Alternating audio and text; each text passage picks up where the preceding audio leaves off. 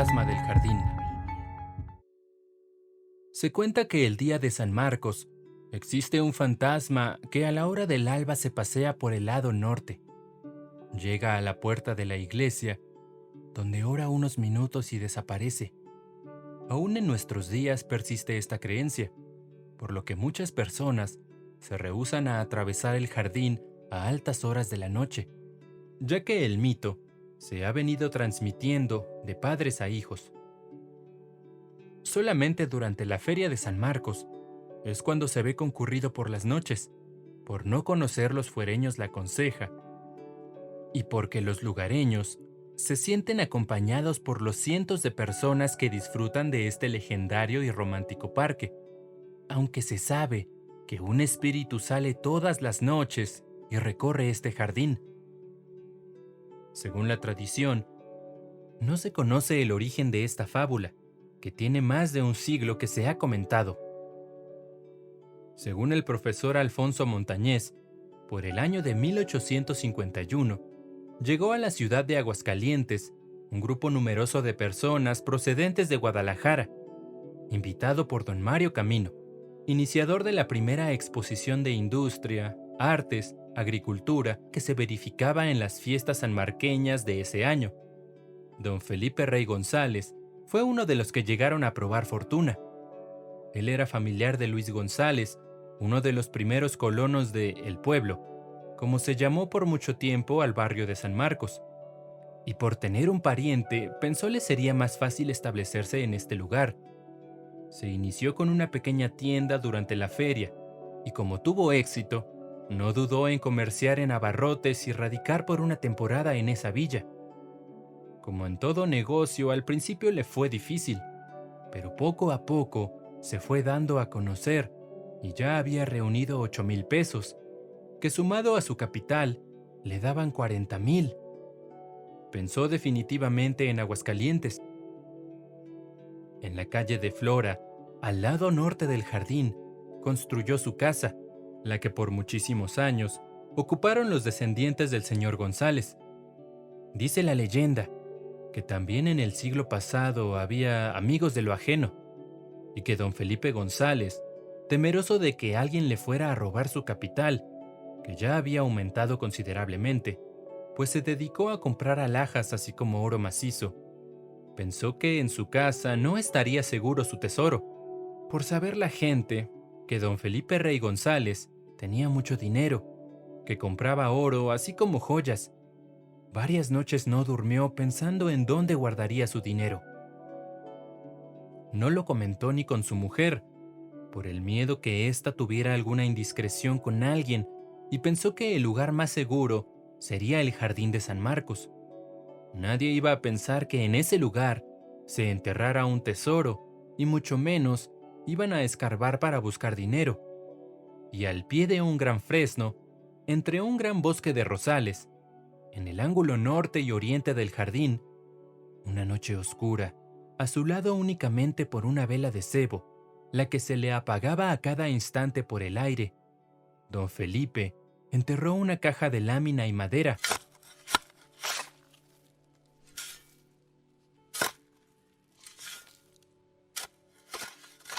en donde había depositado su tesoro. El señor González, que aún tenía su negocio, con frecuencia pasaba frente a su entierro, invitaba a sus amistades a tomar el fresco en el jardín y se sentaba en la balaustrada frente a su caudal de dinero enterrado. Invitaba a sus amigos a charlas, a jugar albures, haciendo apuestas fabulosas o de perdida a entretenerse con la matatena. Así pasó algún tiempo. Un día, un grupo de amigos de don Felipe comenzaron a jugar a albures. Todo era alegría y entusiasmo, pero según el relato, alguien hizo una trampa y comenzó el jaleo. Hubo muchos insultos, gritos, y de pronto salieron a relucir las pistolas, y sin más, se escucharon varios tiros. La gente se dispersó despavorida. A un hombre que corría por la esquina de Flora y Rivera le alcanzó un tiro que lo dejó instantáneamente muerto. Dos más fueron gravemente heridos. Don Felipe Rey González palideció ante aquel zafarrancho y no supo qué hacer. Aterrado, volteaba a ver su tesoro e inmóvil permaneció un rato en ese lugar, hasta que llegó la policía y sin más se lo llevaron preso, hasta que se aclarara aquel pleito, donde había un muerto y 2 heridos. Durante algún tiempo, don Felipe estuvo preso. Una de sus más grandes preocupaciones era el entierro que tenía en el jardín de San Marcos, del que nadie estaba enterado. Aquello lo hizo enfermarse gravemente. Tenía una pena moral que nadie conocía y lo que lo estaba acercando a la tumba. El señor González se encomendó a la Virgen del pueblo. Le ofreció parte de su tesoro, así como una misa solemne de 3 padres, orquesta y cohetes, si salía de aquel tormento y continuaba con su vida normal, ya que él no había sido culpable del pleito entre sus amigos. Un buen día, sin más ni más, le notificaron a don Felipe Rey González que salía por falta de méritos. No lo podía creer. Se pellizcaba para ver si no soñaba, y al estar frente a la puerta de salida del reclusorio y ver a su familia y amigos, no pudo más que ponerse a llorar.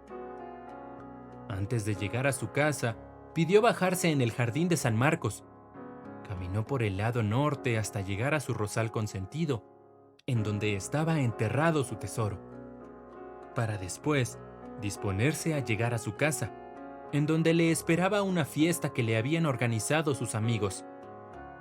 Al pasar los días de euforia, tranquilidad y alegría, don Felipe continuó su vida cotidiana. Hablaba de lo bien que le hacía caminar por el jardín, sentarse en la balaustrada a recibir el fresco y escuchar el trino de los pájaros. Y sus amigos llegaban a jugar albures en aquel lugar de reunión que había hecho don Felipe Rey González.